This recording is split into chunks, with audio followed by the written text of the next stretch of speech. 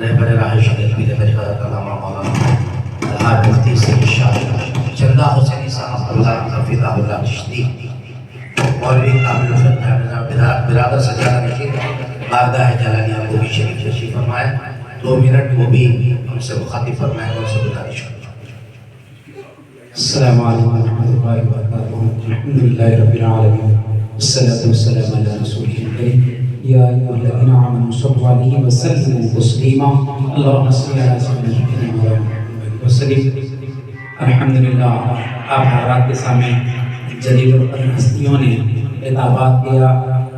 پیر طریقت راہ شریف حضرت علامہ مولانا عبدالرضا صاحب اللہ جمیع الثلاثی و حضرت علامہ مولانا تنویر سیاست ترکیہ تلنگانہ حضرت علامہ مولانا محسن پاشا قادری مجددی نقشبندی اسم و مداری جمیع الثلاثی قبلہ کامل الحدیث جامع نظامیہ ماشاءاللہ 11,765 خلافتوں کے متحمل ہے.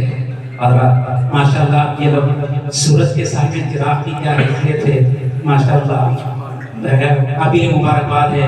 اور اصل بات یہ ہے کہ حضرت مولانا نے کہا کہ چلنا ہے مجھے.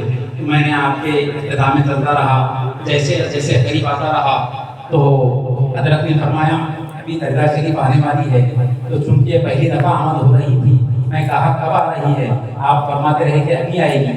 جیسے ہی قریب آتے گئی جیسے ہی میری نظر گنبد پر پڑی تو غریب نواز کی گنبد یاد آ گئی کہ جب گنبد کا یہ عالم ہے تو ذات کا عالم کیا ہوگا. یہ گنبد ہی غریب نواز کی ہوگی تو اس گنبد کے اندر رہنے والے صاحب مزار کا عالم کیا ہوگا. یہ یقیناً یہ اللہ والوں کی توحید و برکات کے معاملات ہوتے ہیں. اگر آپ کو عطر خریدنا ہے تو عطر والے کے پاس جانا پڑتا ہے. اگر آپ کو کپڑا خریدنا ہے تو کپڑا لینے والے کے پاس جانا پڑتا ہے. اگر آپ کو چاول لینا ہے تو چاول والے کے پاس جانا پڑتا ہے. اگر آپ کو پھول لینا ہے تو پھول والے کی دکان پر جانا پڑتا ہے. دکان پھول والے کے پاس جانا پڑتا ہے. اگر آپ کو اللہ چاہیے تو کہاں جانا پڑتا ہے. اللہ چاہیے تو کہاں جانا پڑتا ہے. اللہ چاہیے تو اللہ والوں کے پاس آنا پڑتا ہے. اللہ چاہیے تو اللہ والوں کے پاس آنا پڑتا ہے. یہ اللہ والے ہیں. اور مدارس میں قرآن کو پڑھایا جاتا ہے. مدارس میں حدیث کو پڑھایا جاتا ہے. خانقاہوں میں خدا کو دکھایا جاتا ہے. خانقاہوں میں ذات مصطفیٰ کو دکھایا جاتا ہے. ماشاءاللہ میں آپ کی بات یہ عرض کروں کہ ماشاءاللہ حضرت علامہ مولانا خضر پاشا صاحب قبلہ چشتی مدد اللہ علی ماشاءاللہ آپ 19 سال آپ بارگاہ غریب نواز میں رہے. 18 سال حضور خواجہ غریب نواز علیہ رحمۃ الرحمٰن کی بارگاہ میں رہے. یقیناً انہوں نے کیا کیا غریب نواز کے فیضان کو دیکھا ہوگا.